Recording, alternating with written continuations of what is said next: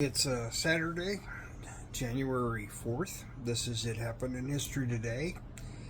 and Very cold, misty, snowy, icy day today over lots of United States. Hope you're all doing well. Thank you for following, liking, commenting, watching the whole video. I appreciate it. It helps. Let's get into it. On January 4th, 1965, in his State of the Union address, President Lyndon Baines Johnson lays out for Congress a laundry list of legislation needed to achieve his plan for a great society. In 1896, Utah enters the Union. Happy birthday, Utah. In 1990, trains collide in Pakistan. Yeah, a lot of destruction. In crime, in 1870, John Wesley Hardin kills over a card game. And in 64, the Boston Strangler commits his last murder. In 1809, Louis Braille is born. Now, who is this person? Well, maybe the last name will make you think of something. Braille. Yes. In 1840, no, that's the wrong one. In 1809, Louis Braille is born in Campry, France. He would go on to develop the writing system for the visually impaired readers that bears his name, Braille. He lost his sight in an accident at age 3 and studied at a National Institute for the Blind in Paris. He discovered a system called night writing that a man named Charles Barber had invented based on his experience in the French army. They needed the night writing in a way for soldiers to pass messages at night without needing a light to read them. The problem with the system was that it was a 12-dot cell that represented a letter or phonic sound. However, because readers could not read a whole cell with one finger, it was difficult to decipher. Braille adapted his night writing to create his own system using a 6-dot cell.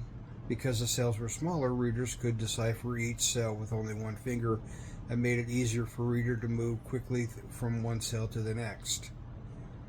It wasn't until his death in 1852 that schools, governments, and other institutions widely adopted his writing system.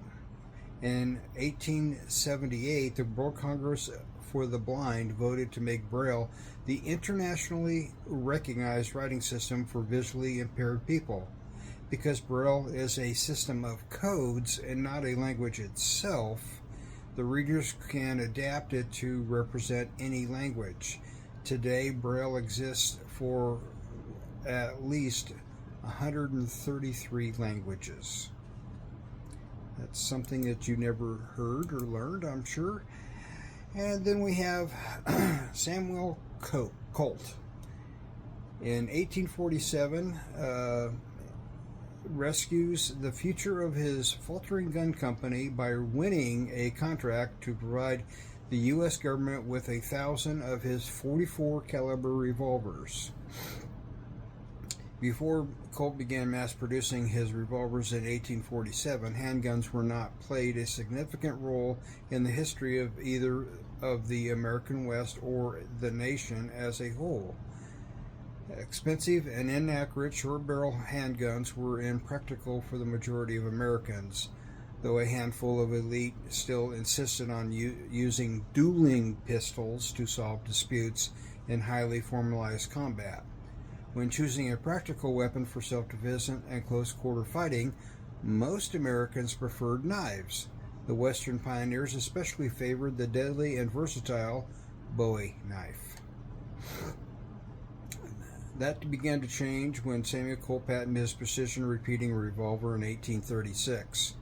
At the heart of Colt's invention was the mechanism that combined a single rifled barrel with a revolving chamber that held 5 or 6 shots. When the weapon was cocked and fired, the chamber revolved, automatically bringing the next shot into the barrel. Though still less accurate than a well-made hunting rifle, Colt's revolver could be aimed with reasonable precision at a short distance, 30 to 40 yards, in the hands of an expert. Because it was a rifled barrel, it was more accurate with the spinning of the bullet.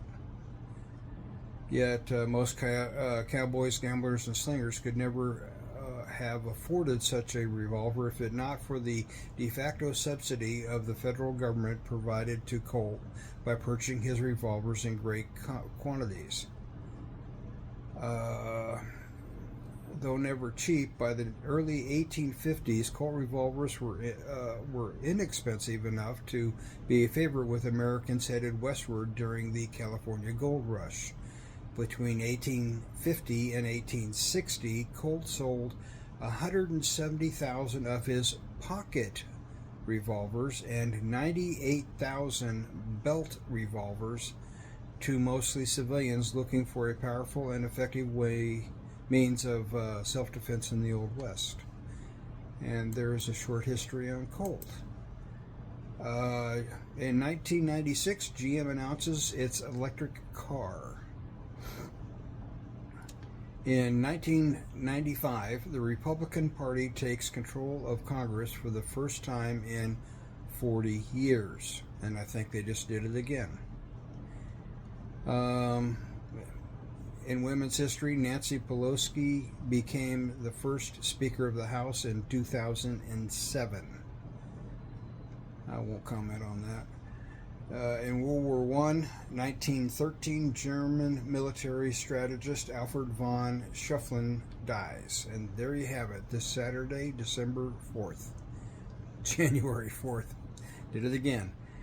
Anyways, you all have a good day. I'll see you tomorrow.